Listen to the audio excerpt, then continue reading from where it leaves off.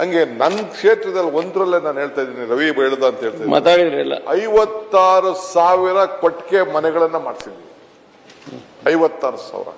You will not believe, 1,200 ಕೋಟಿ ರೂಪಾಯಿ ಬರೀ ಕನಕಪುರ ತಾಲೂಕಿನ 1,200 ಕೋಟಿ ರೂಪಾಯಿ.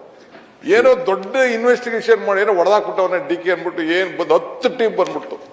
ಪಾಪ ಇವರಿದ್ದು ನಮ್ಮ ಈಶ್ವರಪ್ಪನವರು.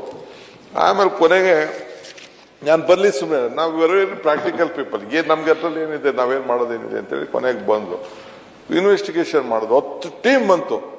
ಕೊನೆಗೆ ಪಾಪ central minister, I should thank him, ಅವರೇ ಒಂದಿನ ಪರ್ಸನಲ್ ಬೆಂಗಳೂರು ಬಂದು ನಡೀರಿ ನಾವು ಈ ಕಡೆ ಇದಕ್ಕೆ ಕನಕಪುರ ಹೋಗ್ಬೇಕು, ರಾಮನಗರ ಹೋಗ್ಬೇಕು ಅಂದ್ಬಿಟ್ಟು ಅನ್ಅಫಿಷಿಯಲ್ ಆಗಿ ಕೊಟ್ಬಿಟ್ಟು ವಿಸಿಟ್ ಮಾಡ್ಬೇಕು ಅಂತ ಹೋಗಿ ನೋಡ್ಬಿಟ್ಟು ಗಾಬರಿ ಆಗ್ಬಿಟ್ಟು ಅರ್ಕಾವತಿಗೆನೆ ನಾವು ಚೆಕ್ ಡ್ಯಾಮ್ ಕಟ್ಸ್ಬಿಟ್ಟಿದೀವಿ. ಏನ್ರಿ ಅರ್ಕಾವತಿಗೆನೆ ಒಂದು 20-25 ಕಟ್ಬಿಟ್ಟಿದೀವಿ. Water level has come down.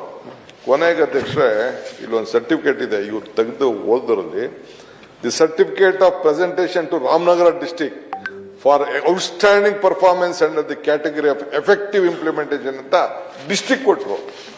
ಅದಾದ್ಮೇಲೆ ಅಧ್ಯಕ್ಷರೇ, ಅದೇನ್ ಚಪ್ಪಾಳೆ ಹೊಡಿತೀರಾ, ಇಡೀ ದೇಶದಲ್ಲಿ, ಇಡೀ ಭಾರತ ದೇಶದಲ್ಲಿ ಒಂದು ಪ್ಯಾರಾಮೀಟರ್ ಫಿಕ್ಸ್ ಮಾಡಿಬಿಟ್ರು.